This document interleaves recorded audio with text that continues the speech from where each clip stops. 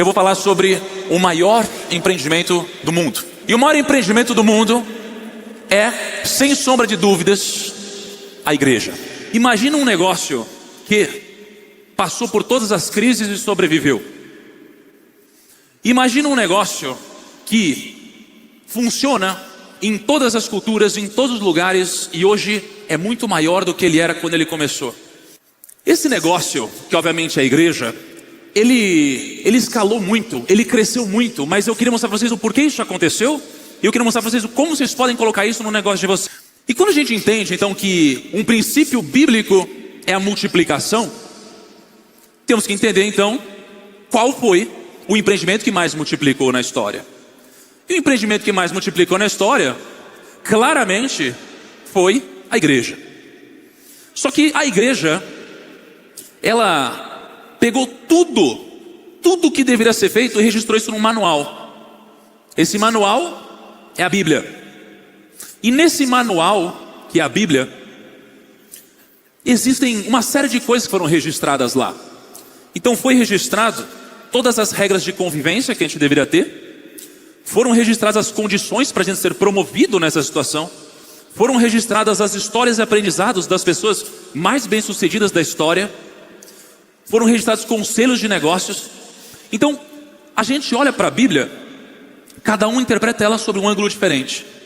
Como eu tenho um background mais materialista, um background mais ligado a dinheiro e a negócios, quando eu leio a Bíblia, eu acabo encontrando negócios ali na Bíblia. Então isso me faz ter uma leitura um pouco diferente das Escrituras. Porque eu tenho ângulos diferentes onde eu olho para isso. Então quando eu olho para os grandes líderes da Bíblia, eu tento modelar um pouco do que esses grandes líderes fizeram, como eles pensaram. E um desses grandes líderes foi Moisés. Moisés, ele teve um grande fardo para carregar. Lidera mais de 1 milhão de pessoas no deserto. Agora imagina só, na empresa de vocês usam o Teams? Alguém usa o Teams aqui? Usa? Alguém aqui usa e-mail nas ferramentas de vocês? Vocês usam o WhatsApp? Moisés não tinha nada disso para usar. Como que você gerencia então 1 milhão de pessoas num deserto sem nenhuma ferramenta como essas? Isso é um grande desafio. Então eu fico me perguntando, como que Moisés conseguiu liderar tanta gente? Bom, primeiro, ele não conseguiu liderar bem essas pessoas até um determinado ponto. Moisés tinha problemas de comunicação. Mas, além disso, ele começou a liderar essas pessoas mal. Por quê? Porque ele começou a ser ineficiente na gestão dele. Ele tinha problemas na comunicação. Por isso que, quando você tem alguma dificuldade, o inimigo tira a sua comunicação, por exemplo no casal, porque sem habilidade de se comunicar não tem mais como resolver problemas. A comunicação é muito importante.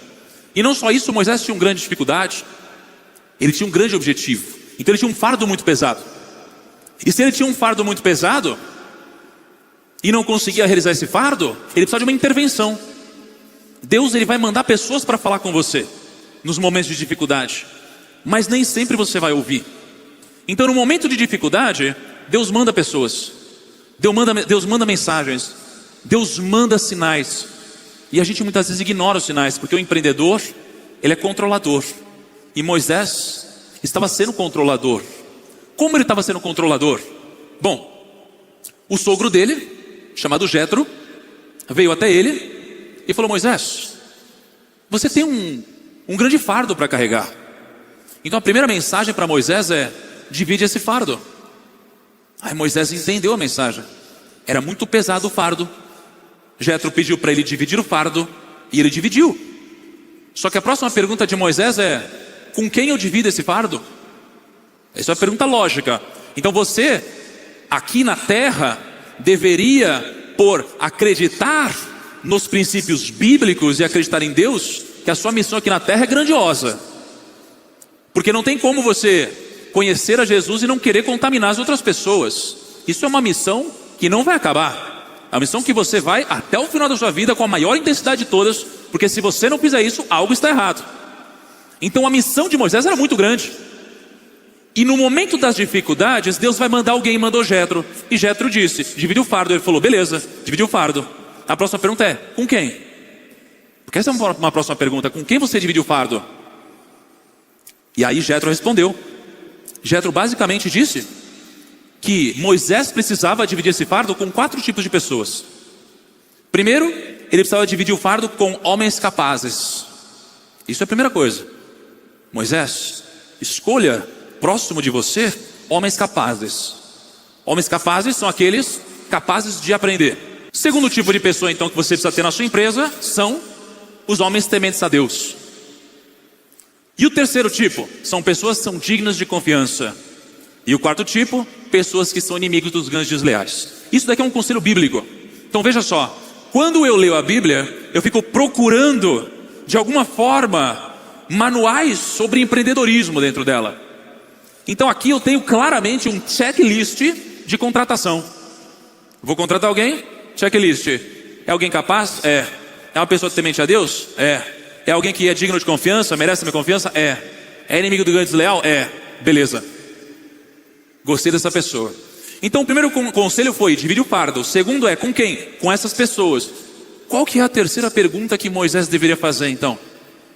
O que eu faço com essas pessoas? Aonde eu coloco essas pessoas? Você tem um negócio, você quer crescer, você precisa saber onde alocar essas pessoas. E o conselho de Jetro para Moisés foi: você vai colocar uma hierarquia de pessoas, aonde você vai ter você liderando sobre 10 pessoas. Então como que você fala com 1 milhão de pessoas? Focando apenas em 10. E essas 10 pessoas vão falar com 50. E essas 50 vão falar com 100. E essas 100 vão falar com 1000. Então quando eu olho para uma empresa e a gente tem algum problema cultural, por exemplo, a gente não deve falar com a empresa inteira, a gente deve falar com os líderes. Por que a gente deve falar com os líderes? Porque os líderes são aqueles que estão mais próximos da gente. E quando a gente tem um líder, é muito complicado você treinar um líder corretamente. Porque você tem que dar para ele conhecimento técnico, mas você tem que dar para ele também o seu tempo. Porque uma pessoa aprende através do conhecimento técnico e através do conhecimento tácito. Ou seja, é através de ver o que você faz. Essa pessoa vai andar com você, vai começar a andar parecido com você, se vestir parecido com você, falar parecido com você. Você precisa de líderes parecidos com o seu jeito de pensar. Então, a gente tem esses grandes conselhos sobre como escalar um negócio que foi dado para alguém que liderou 1 milhão de pessoas no deserto sem nenhum tipo de ferramenta. Então isso é muito poderoso. E quando a gente olha para Jesus, Jesus liderou 12 pessoas. 12 pessoas. Ele não falou com o mundo inteiro, ele falou com 12 pessoas. Só que quando ele falou com essas 12 pessoas levaram a mensagem adiante. E essas 12 pessoas levaram a mensagem adiante para muito mais pessoas, até que depois foram levadas para 2 bilhões de pessoas. Então às vezes a gente quer falar com multidões, mas a grande transformação vem de você falar com poucos, que falam com outros e outros e outros. Vem fruto de um processo. O que vai fazer um negócio escalar é o fruto de um processo. Como que Jesus fez então para escalar esse resultado? Você tem um negócio, você quer crescer o seu negócio. Se você for um empreendedor que acredita nos princípios bíblicos, você deveria se questionar: como Jesus fez? Porque se ele é um modelo para mim, eu deveria segui-lo.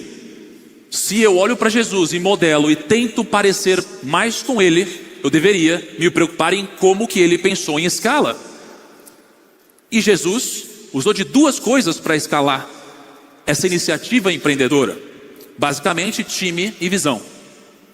O que fez sair de uma pessoa para 2 bilhões de pessoas foi a junção de 2 coisas: time e visão. A junção dessas 2 coisas são muito poderosas. Então no seu negócio, você só precisa de 2 coisas para chegar muito longe. Vamos começar falando então sobre o time. Como que Jesus montou a sua equipe? Isso é muito interessante. Porque Jesus não escolheu os mais fortes, Jesus não escolheu os mais inteligentes, e Jesus não escolheu os mais habilidosos. Jesus, ele contratou os mais alinhados. Ele pegou aqueles mais alinhados. O que seria os mais alinhados? Bom, imagina que eu estou num barco. Eu vou remar, estou num barquinho, eu vou remar. Então, se eu for remar num barquinho, eu vou remar de 7 a 10 km por hora. Se eu colocar mais uma pessoa no barco, o que acontece? O barco fica mais pesado. Só que eu remo muito mais rápido. Então eu vou de 8 a 12 km por hora. 2 pessoas no barco, eu aumento em 20% a velocidade. Se eu adicionar uma terceira pessoa no barco, o barco ficou mais pesado, mas eu vou mais rápido. Aumenta em 17% a velocidade. O que acontece se eu adicionar uma quarta pessoa aqui? O barco vai ficar mais pesado, sim ou não? Sim. Será que vai mais rápido? Se essa pessoa estiver remando ao contrário, não. Daqui vem então a importância do alinhamento. Essa pessoa que está remando ao contrário pode ser a pessoa que é a mais forte, a mais inteligente, mas se estiver remando ao contrário, já era. E no seu negócio, é possível que você tenha gente remando ao contrário. Na sua vida pessoal, é possível que você tenha gente remando ao contrário. Você não deveria achar que a solução está em ter mais pessoas. A solução da sua vida está em ter menos pessoas. A solução da sua vida está em pegar aquela pessoa tóxica do seu lado, que está remando ao contrário, que não vibra com a sua conquista, que pede para você fazer coisas que vão te sabotar, e tirar essa pessoa da sua vida. Você precisa de menos pessoas ao invés de mais pessoas. É isso que você precisa fazer. Você precisa mandar embora as pessoas que estão te segurando, porque já é difícil dar certo se você tiver feito tudo direitinho. Com gente segurando, então, é muito mais difícil. Então, menos time, mais alinhamento, menos custo, mais resultados. Agora vamos falar de visão. Então, se o segredo do time é você escolher pessoas alinhadas, a segunda parte do segredo é você ter uma visão. E quando a gente fala de visão, quero perguntar para vocês, quantas barras vocês conseguem fazer? Quantas barras vocês conseguem fazer? O que aconteceria na sua vida agora, se você decidisse fazer 10 barras? O que mudaria? Decidir que vou fazer 10 barras. Ou seja, eu não consigo fazer nenhuma barra, decidi que vou fazer 10 barras. O que mudaria? Você iria mudar o seu estilo de vida, sim ou não? Sim, não é? Então no momento que você tem uma visão, a sua realidade não mudou ainda. Porque você está julgando as coisas pelo momento presente. Mas na sua cabeça já existe algo acontecendo. Você já criou o futuro aqui dentro. Então antes de acontecer aqui fora, vai acontecer aqui dentro. Não é o contrário. Então a gente tem alguns conceitos aqui. Primeiro, a gente tem a vista. A vista é onde você está enxergando as coisas com a função dos seus olhos. A função dos seus olhos enxerga o presente. A visão é uma função da nossa mente. Ou seja, enquanto a vista enxerga o presente, a visão enxerga o futuro. Então eu tenho o presente que está acontecendo e eu tenho a visão que já aconteceu na minha mente. Só que antes de acontecer aqui fora, ela acontece aqui dentro. Então no momento que eu tenho a vista e a visão, aparece a provisão. No momento que eu estou vendo o presente, começa a criar algo na minha mente, aparece algo mágico na nossa vida, que é a provisão. Qual que é o nosso erro aqui como igreja? A gente espera primeiro chegar a provisão para depois criar a visão. O que o André fez, e para mim ele é um dos maiores líderes do Brasil na atualidade. Como que o André lidera? O nosso pastorzão, André Fernandes, ele não espera a provisão. Ele primeiro tem a visão. Só que o que ele tem de diferença de um líder convencional? Qual que é a diferença do André como líder e de um líder que você conheceu na sua empresa? Qual que é a diferença? Da onde vem a visão do líder do seu negócio? Pegaram? A visão do líder do seu negócio vai vir da ambição, vai vir de alguma oportunidade, só que ele não vai ter uma visão antes de entender que ele tem a provisão e a ferramenta para fazer. O André, de repente ele vem e fala assim, vamos lotar um estádio. Como, mano? Como que você vai lotar um estádio? Falo, vamos lotar um estádio, é isso. Ah, mas não tem dinheiro, vamos lotar um estádio. Vai dar um jeito. Mas por quê? Porque Deus me deu a visão. Então quando você tem uma visão, essa visão, para nós que estamos nesse ambiente espiritual, eu posso dizer que a visão ela vem de cima. Então a visão vem daqui. Só que Deus, para pensar, será que é fé de verdade se Deus te der todas as ferramentas que você precisa para depois você fazer? O que tem de fé nisso? O que tem de fé em Deus pegar, te dar tudo que você precisa e agora pegar e te dar algo para fazer que agora ficou fácil porque você tem todas as ferramentas? Não tem fé aqui. A fé é você botar o pé sem o chão tá lá. Isso é fé. A fé é você desenvolver uma visão e falar, vou, e aparecer a provisão. Então o empreendedor do reino, ele tem uma visão apurada, que enxerga o futuro sob a ótica humana, que para Deus não é futuro, porque para Deus isso já aconteceu. E o que linka essas duas pontas é uma coisa, é a fé. A fé é o que vai te dar acesso à visão divina. Sem a fé você é só mais um empreendedor regular, que não vai realizar talvez grandiosos feitos que vão ser fruto da multiplicação do seu talento. Então esses dois pontos são muito importantes. Só que a visão sem foco é muito fraca, é muito pequena. E a visão com foco, ela realmente é poderosa. Então nós deveríamos caminhar de acordo com uma visão grandiosa, poderosa e longeva. Então se vocês estiverem caminhando sem visão, não faz sentido nem caminhar, porque a gente não sabe nem para onde a gente deve ir. Vocês precisam desenvolver uma visão, sair abertos com a visão, orar para que uma visão apareça, agir para que ela aconteça, receber essa visão, porque Deus quer algo de você. Se você recebeu talentos que são só seus, habilidades que são só suas, contexto que é só seu, não é possível que não tenha uma visão preparada só para você também. Ela existe, e ela está esperando você acessá-la. Só que não basta você ter a visão, porque aqui é onde a gente começa a entrar então na racionalização do negócio. Existe uma visão, beleza, só que agora eu vou de fato me preparar para fazer a minha parte. Deus fez a dele, e a minha parte vem agora, a racionalização. Então vamos supor que eu quero que o meu negócio valha 100 milhões de reais. Se eu quero que o meu negócio valha 100 milhões de reais, eu vou começar a colocar minha visão no papel. Vou começar a materializar essa visão. Eu quero que o meu negócio valha 100 milhões de reais. Bom, então o meu negócio precisa ter 10 milhões de reais de lucro operacional, e ele precisa valer 10 vezes o lucro operacional dele. Bom, então ele precisa ter 40 milhões de receita com 25% de margem. Bom, então ele precisa ter 3,3 milhões de receita por mês.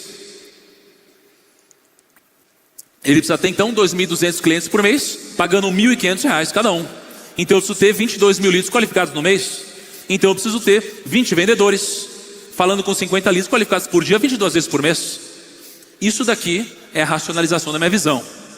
Então você ora por uma visão, você entende qual é o seu presente, e aí você racionaliza esse processo. Você tem que fazer o que está ao seu alcance. O que não está ao seu alcance não é sua função, mas o que é, não adianta também ficar esperando. Porque quando eu me converti, quando eu passei a acreditar em Deus, eu comecei a perceber também o seguinte, que muita gente que tinha fé, usava muitas vezes da fé para se justificar, ser passivo demais. Não, se Deus quiser vai acontecer, se não também não vai acontecer. Mas está fazendo sua parte? Ou está só sentado o dia inteiro esperando? Isso é muito importante. As pessoas ficam paradas, e não é assim que funciona. Então a visão não deixa de ser um ponto B. Eu queria falar que existe algo que mudou na minha vida, de quando eu deixei de ser uma pessoa apenas material e passei a crer no espiritual. Algo mudou na minha vida. A primeira coisa que mudou, eu entendi na minha vida que o dinheiro não era meu. Isso é a primeira coisa que eu entendi. Deus confiou o dinheiro a mim. Deus confiou talentos a mim. Deus confiou uma empresa a mim. Tudo que eu tenho, entre aspas, foi confiado a mim. Então nada é meu. Se nada é meu e tudo confiado, eu preciso usar isso, porque alguém está confiando. Usar isso da forma correta e multiplicar e realizar meu propósito. Mas antigamente eu era muito material. E se eu era muito material, eu tinha uma limitação do quanto eu conseguiria de fato multiplicar as coisas, porque tudo dependia da força do meu braço. 2 mais 2 é 4. Eu quero vender mais, jogo na planilha. 3 mais 3 é 6. Tudo era muito material. Mas veja, como que Deus vai agir se eu não deixo? Como que eu vou agir de uma forma material, querendo resolver todos os meus problemas eu na força do meu braço, e vou deixar um espaço para Deus agir? Então eu entendi que eu não podia fazer isso dessa forma se eu quisesse acessar o espiritual. E foi aí que eu estava lendo uma passagem muito interessante, que é a passagem da multiplicação dos pães e peixes.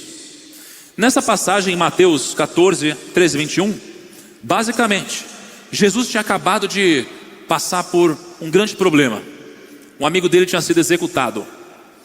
Primeira coisa que ele fez quando o amigo dele foi executado: Ele foi servir. Então você está com um problema grande, vai servir. Serve que passa. Jesus foi servir.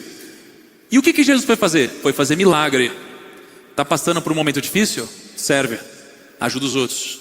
Está sofrendo? Ajuda os outros. Está difícil? Ajuda os outros. Jesus vai fazer isso. E ele foi para o deserto. Quando ele foi para o deserto, uma multidão foi junto com ele. Quando chegou lá, será que essa multidão estava tranquila? Essa multidão estava desesperada. Por que estava desesperada? Porque não tinha comida. Eles estavam longe da cidade. E quando Jesus foi questionado, Jesus disse que eles não precisavam ir para a cidade pegar comida. E ele diz o seguinte, eles não precisam ir. Dê-lhes vocês algo para comer. Aí você imagina a turma lá com 5 pães e 2 peixes, mais de 5 mil pessoas. Você fala assim, como que eu vou pegar isso daqui e vou alimentar 5 mil pessoas? Jesus está me dizendo, dá de comer para essas pessoas. Isso é impossível. E aí Jesus pega e dá um exemplo. Ele dá um exemplo de como alimentar essas pessoas. Então o milagre aqui foi 5 pães e 2 peixes alimentaram mais de 5 mil pessoas. Esse é o milagre. Por que esse milagre aconteceu? Como esse milagre aconteceu? Porque na minha conta empreendedora não bate. Não dá para 7 coisas alimentar 5 mil pessoas. Então o que aconteceu? Jesus chegou. Ele pegou os 5 pães e os 2 peixes. Ele disse para as pessoas se assentarem na grama. E depois de pedir para se assentarem, ele pegou os 5 pães, os 2 peixes, ele ergueu para o alto e ele deu graças. O que a gente tira disso? O que a gente tira dessa passagem? Primeiro, Jesus pediu para eles se assentarem. O que é se assentar? Se assentar é descansar. O que é descansar? No momento que você está estressado e desesperado, descansar é confiar em Deus. Confiar em Deus é a base para o milagre. Se você não confiar em Deus, se você não descansar em Deus, você não deixa Deus agir. Deus pode agir, mas se você nega Ele, é difícil Ele agir. Então a primeira coisa é descansem. Essa é a primeira coisa, descansem em Deus. Segunda coisa, ele pegou e olhou para o céu, colocou nas mãos e deu graças. Então Deus pediu para descansar. Ele agradeceu como se já tivesse acontecido e colocou nas mãos de Deus. Essa é a forma do milagre. O milagre não vai acontecer se você continuar querendo resolver tudo na força do seu braço. Porque se existe um problema impossível de ser resolvido, ele vai ser resolvido assim, se Deus quiser que ele seja. Só que é muito difícil, porque como que você vai entregar na mão de Deus e vai confiar no momento onde você está desesperado, no momento onde está faltando dinheiro, no momento onde estão te mandando embora da sua casa, no momento onde seu filho está com problema, sua filha está com problema na escola, você está com um problema no seu relacionamento, você está passando algum risco, problema de segurança. É aqui onde um milagre pode acontecer com uma base de confiança e descanso em Deus nesse momento. Então a primeira coisa é essa: descansar, agradecer como se já tivesse acontecido e colocar nas mãos de Deus, porque é Ele quem faz o milagre. Isso era algo impensável para mim. Eu nunca faria isso. Eu nunca abriria a mão das minhas rédeas, porque eu era um cara tão bom no cálculo. Para que eu faria isso? Eu não faria isso sem fé. Então isso de fato mudou a minha vida. E quando eu então começo a entender que existe uma diferença entre 2 tipos de empreendedores, porque existe o empreendedor natural e existe o empreendedor do reino, eu vejo que tem 5 grandes pontos de diferença. O primeiro é a origem da visão. O empreendedor natural, ele geralmente acha que a própria mente cria suas visões, e as suas visões geralmente são acertadas. E geralmente o empreendedor do reino, ele entende que a revelação, que a direção divina, que a sensibilidade espiritual, ela existe. Então a origem da visão é diferente. Segunda coisa, matemática. A matemática do empreendedor natural é que 5 pães mais 2 peixes é insuficiente. Mas se Deus disse que não é, porque se Deus te disser, com esse recurso na mão, que é para você alimentar uma multidão, você tem que crer. E essa é a diferença, porque para nós, a fé mais a gratidão traz a multiplicação sobrenatural.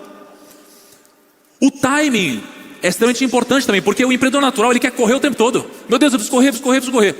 Agora o empreendedor do reino, ele faz o povo sentar, ele organiza e espera Jesus agir, depois que ele fez a parte dele. Em quarto lugar, geralmente o empreendedor natural, ele quer resolver o agora, sempre o agora. O empreendedor do reino, ele quer alimentar multidões, ele não tem pressa, ele quer fazer as coisas no tempo de Deus. Se para nós existe eternidade, para que a pressa? Se para nós existe eternidade, para que a pressa? Isso é muito louco de pensar. Se a pressa é inimiga da perfeição, o que é a perfeição? O que é a perfeição? Deus. Se a pressa é inimiga de Deus, o que é a pressa? E por que a gente vai continuar com pressa? Essa pressa é uma enganação, é uma ilusão. Isso não deveria. E o reconhecimento do empreendedor natural, geralmente aqui a gente sempre acha que a gente é o cara, a gente que teve uma estratégia incrível e absoluta, sempre isso. Mas a gente tem que reconhecer que nem sempre é assim, porque acreditamos em algo maior. Sabe quando você está lendo a Bíblia e você tem aquelas partes onde fulano teve filho com tantos anos, morreu com tantos anos, que teve filho com tantos anos, que teve outro que nasceu, que teve outro que morreu, que nasceu com tantos anos, e fica 2 capítulos assim? Aí você fala, não tem sentido essa passagem. Eu achei um sentido nessa passagem. Há 1 ano atrás, eu fui gravar um podcast sobre Moisés, sobre Noé, quer dizer. E eu comecei a ter uma revelação dentro da genealogia de Noé. Então eu comecei a fazer cálculos dentro disso. Eu comecei a fazer uma série de cálculos. A Bíblia me mostra números quando eu estou lendo ela. E eu tive uma revelação muito louca 1 ano atrás, porque eu comecei a ver esses números, eu comecei a fazer cálculos, eu comecei a ter conclusões. E essas conclusões eu vou trazer para vocês agora, que depois me trouxeram outras conclusões, até que eu cheguei na mensagem desse final de semana. Mas pensa comigo então. Adão, ele teve 2 filhos, Caim e Abel. Lembra disso? Abel, ele foi assassinado. Quando Abel foi assassinado, Deus colocou um substituto. Esse substituto de Abel era chamado de Sete. Então agora existia Caim e Sete. Caim e Sete. E diz a Bíblia que a linhagem de Caim é a linhagem dos filhos dos homens, e a linhagem de Sete é a linhagem dos filhos de Deus. Então aqui a gente tem 2 linhagens na Bíblia. Essas 2 linhagens são 2 opções que todos nós temos. Então quando eu comecei a pegar essa genealogia, eu vi que Adão, ele teve o filho Sete com 130 anos de idade, e ele viveu até os 930 anos. E aí eu vi que Sete teve um filho com 105 anos, chamado Enos, e ele faleceu aos 912 anos. Enos teve um filho com 90 anos, chamado Cainã, e faleceu aos 905 anos. O que começou a acontecer aqui? Diz na Bíblia que quando Sete teve o seu filho Enos, começaram os primeiros clamores a Deus públicos. Então ali com Enos começaram os primeiros clamores a Deus. Mas ao mesmo tempo, foi quando também começaram alguns grandes probleminhas, porque existia a linhagem dos filhos de Deus, e diz a Bíblia que eles começaram a enxergar o quão formosas eram as filhas dos homens. E nesse momento eles começaram a se relacionar na linhagem de Enos. Só que quando eu vejo isso, o que significa essa relação? Essa relação significa que você começa a trazer pecado. Por quê? Porque os filhos dos homens carregam muitos pecados. Poligamia, orgia, bagunça, etc. Começam então a acontecer pecados. Quando você vê lá na frente, em Êxodo 25, você percebe que existe uma consequência no pecado dos pais.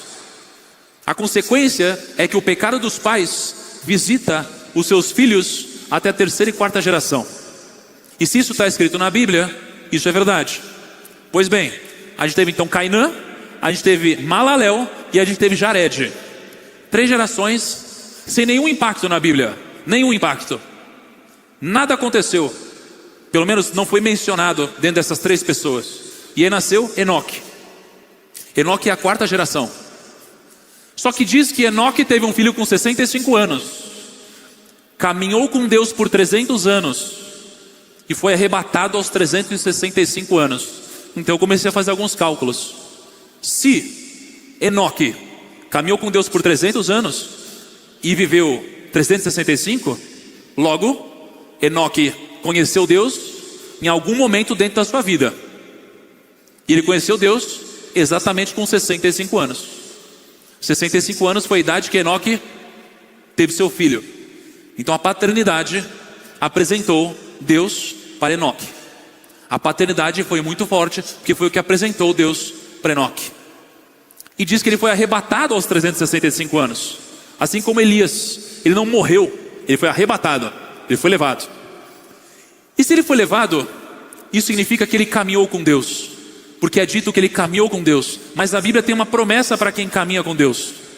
Presta atenção, porque eu vou chegar numa conclusão daqui a pouco importante. A Bíblia tem uma promessa para quem caminha com Deus. E a promessa é: Deus abençoa os frutos de quem caminha com Ele.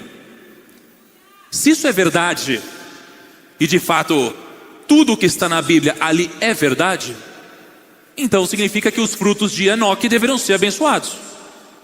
Quem são os frutos de Enoque? Os filhos dele. O filho dele é Matusalém. E não diz nada sobre Matusalém. Como que eu vou saber se ele foi abençoado? Bom, eu parto do pressuposto que ele foi, porque essa é uma promessa bíblica. Se você caminhar com Deus, seus frutos vão ser abençoados. Para assim é com você, assim também é com Enoque. Mas quando eu olho para Matusalém, eu falo, como que eu consigo saber se ele foi ou não abençoado? Aí eu vejo, depois de alguns cálculos você vê que ele morreu com 969 anos. E na Bíblia não existiu ninguém que viveu tanto quanto Matusalém. Então eu já começo a perceber coincidências. Ele de fato foi abençoado. Ele viveu 969 anos. Ele então foi fruto de alguém que andou com Deus e por isso a bênção. E como ele também foi abençoado, eu imagino que, caminhando com Deus, os frutos dele também deveriam ser abençoados. Quem então foi o fruto de Matusalém? Lameque. E não fala nada sobre ele na Bíblia. Mas quando você faz alguns cálculos, você também descobre que Lameque, 7ª geração, faleceu com 777 anos. Será que é uma coincidência? Porque na Bíblia, 7ª geração, 3 vezes o 7, 7 é o número da perfeição. Isso daqui é uma prova suficiente para eu entender que não é uma coincidência. Isso daqui foi tanto uma perfeição, uma combinação divina, que dessa combinação divina nasceu Noé. E Noé foi aquele que continuou a linhagem até chegar a nós. Só que o interessante é que Noé foi o único que foi descrito na Bíblia até aqui como aquele que trabalhou. Então escreveu tudo o que ele fez. A arca, como ele construiu a arca, algo muito complexo, anos construindo a arca. Mas o significado do nome dele é descanso. Como que pode alguém que trabalhou tanto e a definição do nome dele é descanso? Como que pode? Bom, aí eu começo a linkar uma série de coisas. É importante que o solo fértil do milagre seja o descanso em Deus. O descanso não é não trabalhar, o descanso é a confiança em Deus. Noé não deixou de trabalhar, Noé trabalhou até demais, mas descansou ainda assim em Deus. Esse era o significado dele. Só que quando eu começo a fazer contas, eu vejo que Matusalém teve um filho com 187 anos, que foi Lameque. Então quando Lameque nasceu, ele tinha 187. Só que quando Noé nasceu, 182 anos depois, Matusalém tinha 369 anos. E o dilúvio veio 600 anos depois de Noé. Então Matusalém morreu no ano do dilúvio.